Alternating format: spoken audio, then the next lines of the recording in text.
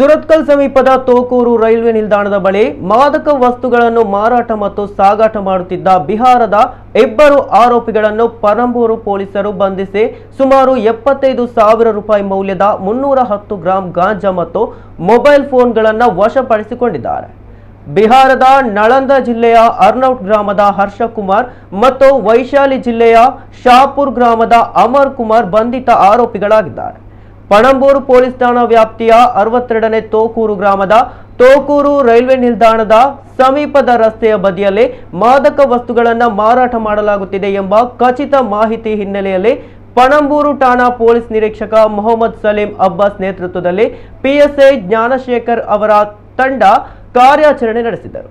ಆರೋಪಿ ಹರ್ಷಕುಮಾರ್ ಬಳಿ 1 KG 230 gram ಮತ್ತು ಅಮರ್ ಕುಮಾರ್ ಬಳಿ 80 ಗ್ರಾಂ ಪತ್ತೆಯಾಗಿದೆ. ಇಬ್ಬರ ಮೊಬೈಲ್ ಫೋನ್ಗಳನ್ನು ಕೂಡ ವಶಪಡಿಸಿಕೊಳ್ಳಲಾಗಿದೆ. ಆರೋಪಿಗಳ ಪೈಕಿ ಒಬ್ಬಾತನು ಬಿಹಾರದ ಪಾಟ್ನಾದಲ್ಲಿ ಮೀಶೋ ಮತ್ತು ಫ್ಲಿಪ್ಕಾರ್ಟ್ ಹಬ್ನಲ್ಲಿ ಹಾಗೂ ಇನ್ನೋರ್ವ ದಿಲ್ಲಿಯಲ್ಲಿ ತರಕಾರಿ ಅಂಗಡಿಯಲ್ಲಿ ಕೆಲಸ ಮಾಡಿಕೊಂಡಿದ್ದರು. ಆರೋಪಿಗಳ ವಿರುದ್ಧ NDPS ಕಾಯ್ದೆಯಡಿ ಪಣಂಬೂರು ಪೊಲೀಸರು ಕೇಸ್ ದಾಖಲಿಸಿಕೊಂಡಿದ್ದಾರೆ.